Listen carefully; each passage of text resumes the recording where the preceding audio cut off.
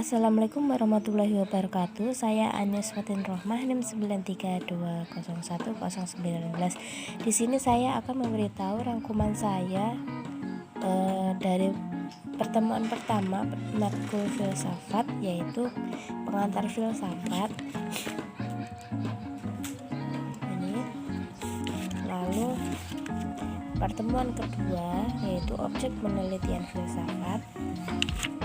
Lalu pertemuan ketiga yaitu bab 3 akal dan hati pada zaman Yunani kuno. Lalu pertemuan keempat yaitu Protagoras, Gorgias, dan Socrates. Lalu pertemuan kelima yaitu bab 4 akal dan hati pada abad pertengahan.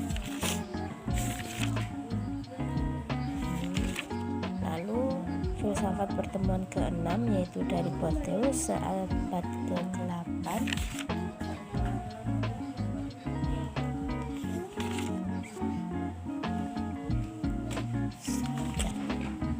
Lalu ini UTS.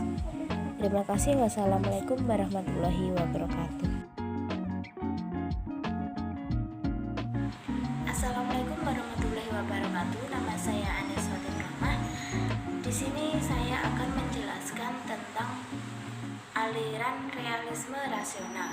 Aliran realisme rasional terdiri dari klasik dan religius, dan tokoh filosof ini adalah Aristoteles.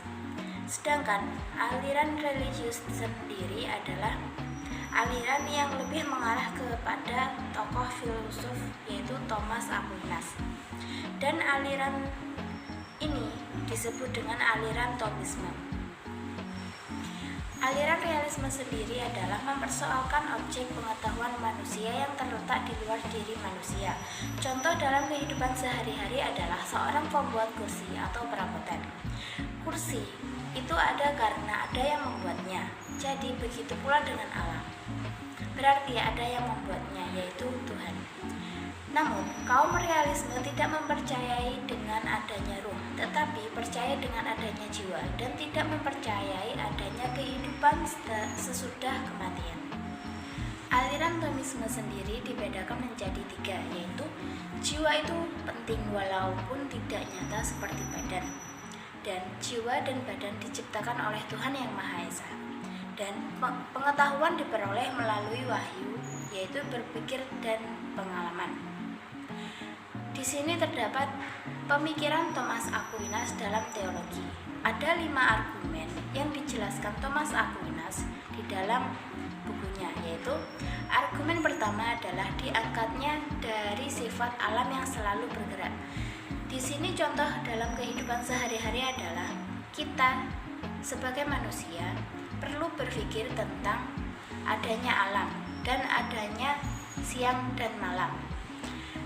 Pergerakan siang dan malam tersebut ialah sifat di dalam diri manusia yang menjelaskan tentang adanya pemikiran tentang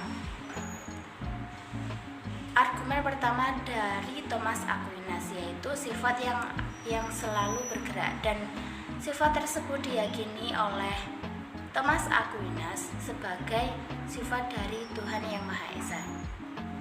Dan argumen kedua yaitu disebut sebab yang mencukupi atau efisien. Di sini dijelaskan sebab selalu ada musababnya, dan sebab tidak akan ada jika tidak ada musababnya. Jadi, jika sebab tersebut muncul dalam kehidupan sehari-hari, tentu ada musabab yang terjadi. Dan argumen yang ketiga ialah argumen kemungkinan dan keharusan. Di sini dijelaskan bahwa alam itu sebelum terjadi itu tiada, lantas muncul dan berkembang, lalu hilang, rusak atau hilang. Di dalam kehidupan sehari-hari, kita bisa menyimpulkan bahwa jika kita melakukan sesuatu, pasti itu ada permulaannya dan pasti ada akhiratnya. Jadi, dalam melakukan suatu hal, pasti ada timbal balik dalam kehidupan kita. Dan contoh dalam kehidupan sehari-hari adalah jika kita membeli suatu barang tersebut masih baru Dan jika kita pakai terus-menerus, barang itu akan jelek, rusak, dan tidak dapat dipakai kembali. Dan itulah contoh argumen ketiga dari Thomas Aquinas.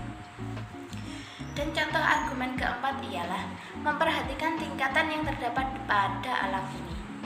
Yang dimaksud ini adalah kita sebagai manusia.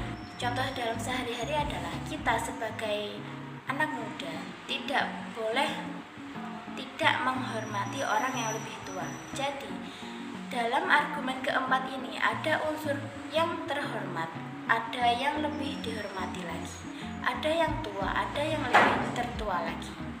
Itulah contoh dalam kehidupan sehari-hari argumen keempat dari Thomas Aquinas. Dan argumen yang kelima adalah berdasarkan ketentuan alam. Penerapannya dalam kehidupan sehari-hari adalah contoh, jika kita melakukan permainan anak panah atau memanah, kita akan membidik suatu sasaran yang ada di jangkauan kita, dan anak panah tersebut akan melaju tepat pada jangkauan yang kita tuju. Nah, bagaimana cara anak panah tersebut untuk mencapai ke arah tujuan kita atau bidikan kita? Dan itulah yang dimaksud dalam argumen kelima Thomas Aquinas, yaitu anak panah yang dilesatkan itu digerakkan oleh alam, yang mengarahkan alam semesta, dan isinya itu harus ada dan harus berakal dan berpengetahuan. Itulah yang dimaksud oleh Thomas Aquinas, yang berarti adalah Tuhan yang Maha Esa. Selanjutnya adalah pendapat Aquinas tentang kosmologi. Di sini terdapat dua cabang, yaitu matter dan form. Matter di sini adalah bahan dan form di sini adalah sifat. Perbedaan antara manusia dan malaikat menurut Aquinas ialah karena malaikat tidak mempunyai tubuh, jadi tidak mempunyai matter atau bahan. Sedangkan manusia mempunyai matter dan form. Jadi di dalam penerapannya, manusia atau makhluk hidup yang ada di dunia ini adalah terdiri dari matter dan form. Dan pendapat Thomas Aquinas tentang jiwa. Aquinas mengatakan bahwa manusia adalah makhluk berakal. Konsekuensinya adalah jiwa harus membimbing raga karena jiwa lebih tinggi daripada raga.